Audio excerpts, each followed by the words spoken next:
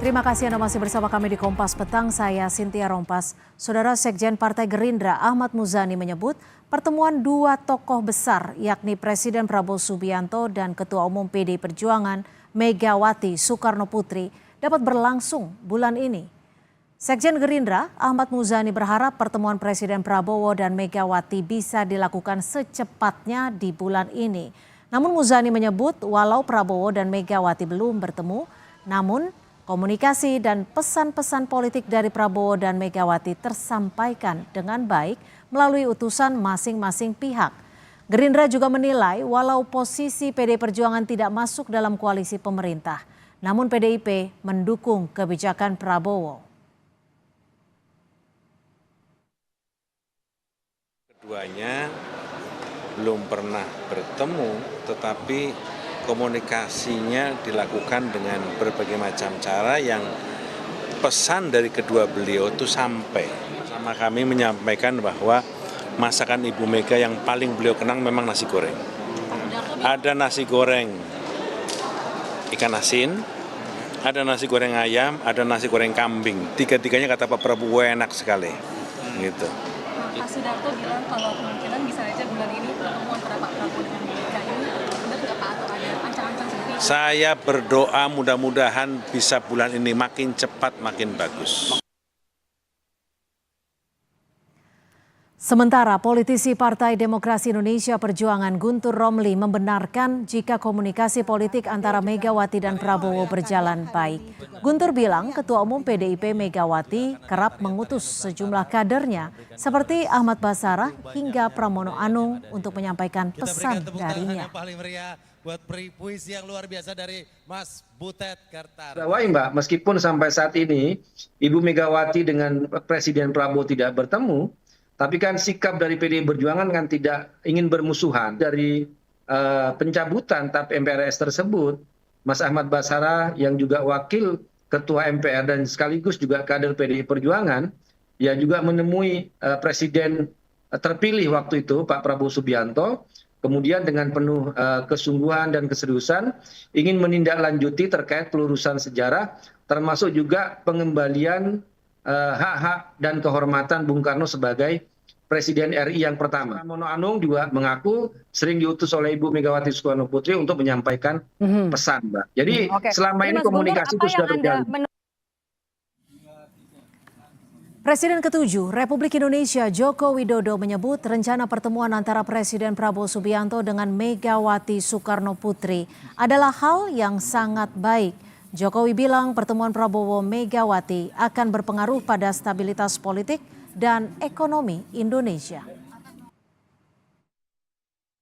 Sangat bagus untuk negara sebesar Indonesia ini, berangkulan, persatuan itu akan memberikan sebuah kekuatan yang baik dalam rangka pembangunan nasional kita, karena stabilitas politik itu akan mempengaruhi juga bidang ekonomi kita. Ya.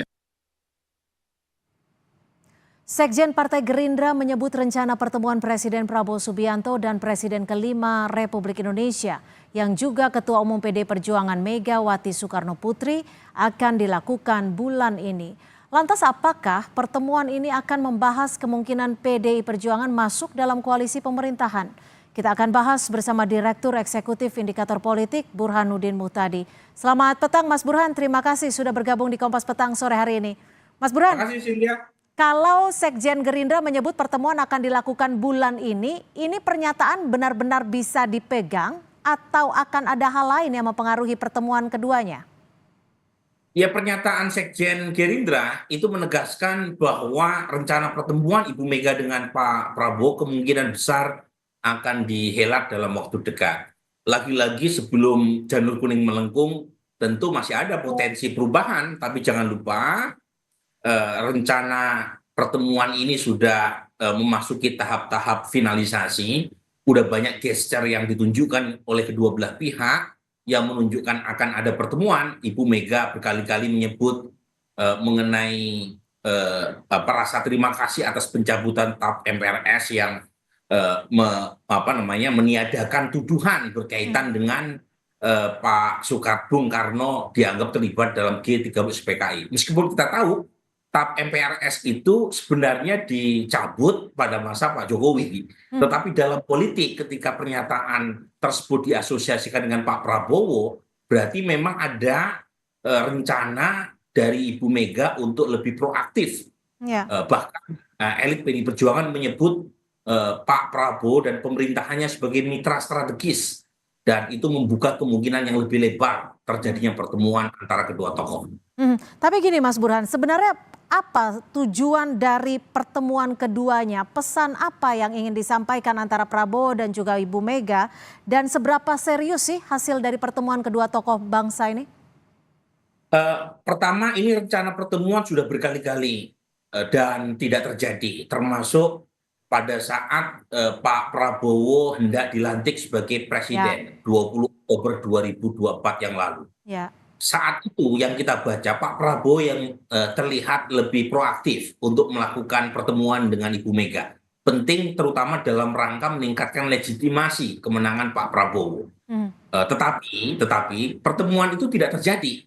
Nah, kalau yang sekarang yang saya baca, justru yang lebih aktif jemput bola adalah pihak PD Perjuangan. Pak Prabowo terlihat sedikit jual mahal. Karena pertama Pak Prabowo sudah dilantik. Artinya berbeda dengan sebelumnya ya? Ya, ada bedanya. Jadi yang sekarang posisi Pak Prabowo dari sisi bargaining position, bargaining power itu lebih kuat ketimbang sebelumnya. Bagaimanapun Pak Prabowo sudah dilantik sebagai presiden hampir 100 hari ya. Sejak Oktober. Yang kedua, kekuatan politik Pak Prabowo jauh lebih meningkat. Tanpa dukungan PDI Perjuangan pun Pak Prabowo sudah menguasai secara mutlak di parlemen.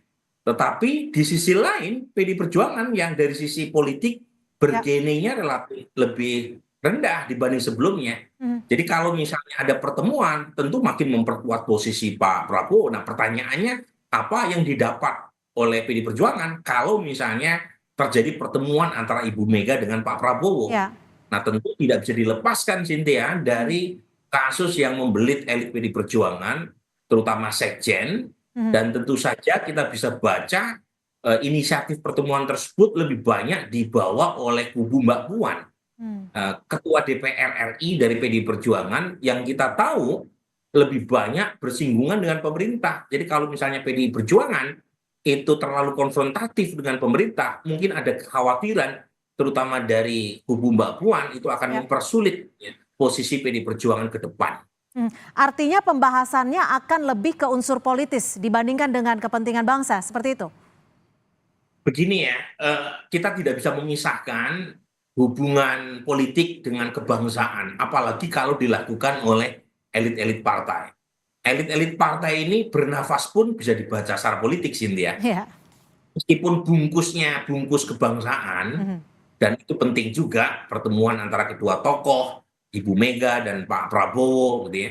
Betapapun keduanya berbeda jalan, terutama dalam konteks Pilpres 2024 yang lalu, tetapi masih bisa bertemu. Itu kan penting ya untuk semangat silaturahmi kebangsaan, dan itu sesuai juga dengan spirit yang selama ini dibawa oleh Pak Prabowo. Tetapi mengasumsikan kalau ada pertemuan Pak Prabowo dengan Ibu Mega tidak membicarakan langkah politik, itu terlalu naif ya. Kemungkinan besar tetap ada pembicaraan politik di balik pertemuan yang ramekan dengan nasi goreng tadi ya. Pasti ada pembicaraan politik, dan itu tentu saja dibicarakan di belakang layar. Jadi dugaan saya kenapa agak berlarut, deal-dealnya itu belum ketemu di belakang. Kalau sudah terjadi kesepakatan, terjadi renegosiasi, nah mungkin pertemuan kedua tokoh itu hanya formalitas, tetapi di belakang layarnya semuanya sudah disiapkan. Nah, ini yang belum siap, deal-deal atau renegosiasi itu, sehingga sampai sekarang belum terjadi pertemuan. Tapi kalau sudah terjadi kesepakatan,